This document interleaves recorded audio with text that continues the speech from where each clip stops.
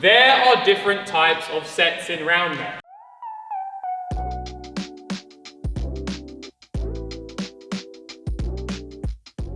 So what we're going to talk about first is underhand setting, overhand setting, overhead setting, okay, and the benefits of why and which when we do them. So first of all, I've taught today a lot of underhand setting.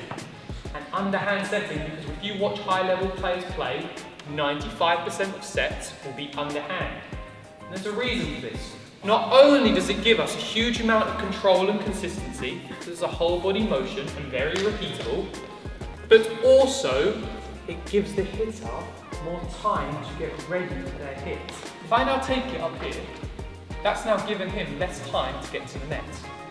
And as a hitter, we want to be at the net before I've set the ball, because therefore we're in the system.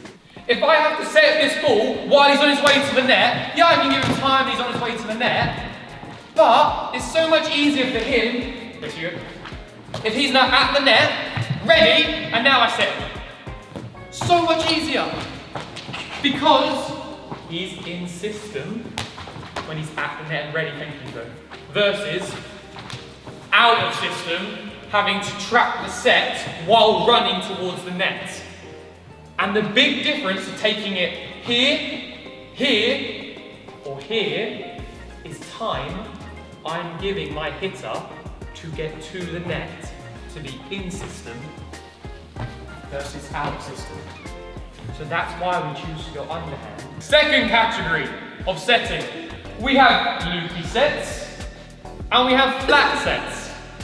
Loopy sets is now I'm going to take this ball and it's going to have a projection of A, B, C. A, B, C. Now, a flat set is where it skips part B. It's now going A to C. A to C. But the first time with a loopy set, it gave the hitter time because it went A, B, C.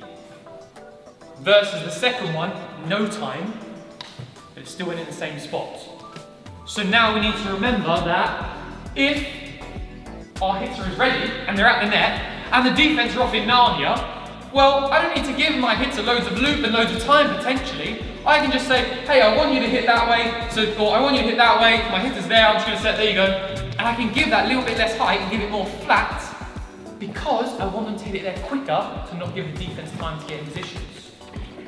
So a flat set can sometimes be beneficial. And when we do these overhead and overhand sets, sometimes we often do these flat sets. It's quite hard to get the projection of ABC when we're here. But it's very easy to get that projection of flat A to C when we're overhand or overhead. So overhand, overhead, there is a time and place for it. And if we're back here in Narnia and our head's already ready at the net and we want to hit it out the net quickly, so it gives the defense less time to read the set, because again, the ball's going A to C versus A, B, C, then it's great, because that hitter can now hit it before the defense has got time to track it. So there's a time and a place, but we don't want to do it all the time because it doesn't help our hitter. We want to give them time, both taking it late and also time of giving them time to track it. Okay? So that is the difference between loopy and flat sets. Third category of setting, we then have reactive sets, okay, and directional sets. Reactional sets is, this ball's been shot into me very quickly off a Frederick Hinkle serve, as my serve receives bang, it's come straight off his hand like a bullet. I haven't had much time to go, I've had to go, okay? I've had to do the very best I can do, given the very, the very short amount of time I've been given to react. Therefore called a reactive set. We're trying to have as good form possible and trying to give the time needed for our hitter to get ready and trying to land it in the correct landing zone. But again, we're given very little time.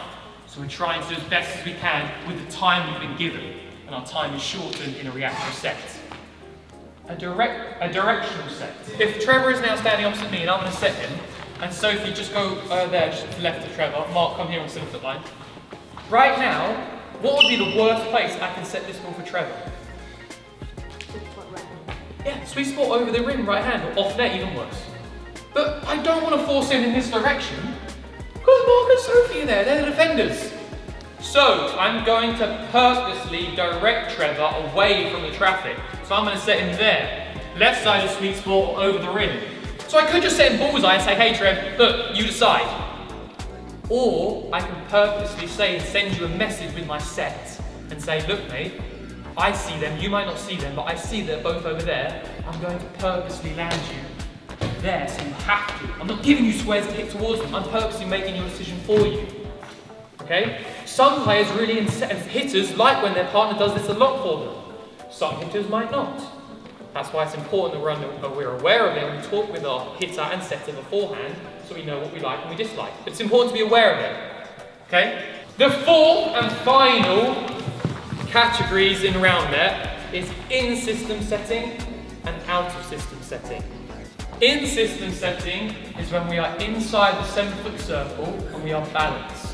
Okay? When I mean balanced, I mean we are not having to sprint, run, do a reactional set given little time. We are in system, we are comfortable. These are the sets we make 7 days a week, 24/7, there you go. Okay? Versus out of system is now we are outside the 7-foot circle, having to make a recovery set. Having to now solve a problem of a bad defensive touch or a bad serve receive. And now we're trying to get it back to the net for our partner to hit. These are a lot harder. We want to avoid these if we can as a team, because the more in system we are, both as a setter and hitter, easier it is to put the ball away. Okay? So, as the last reminder to sum it all up.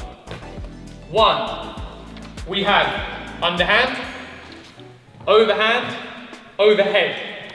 We want to use underhand as much as possible.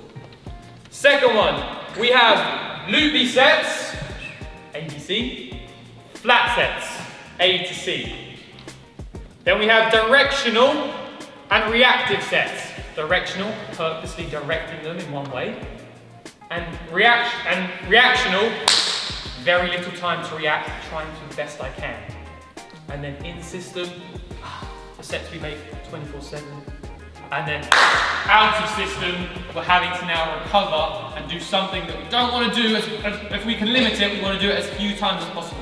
Much harder for us and much harder for hitter.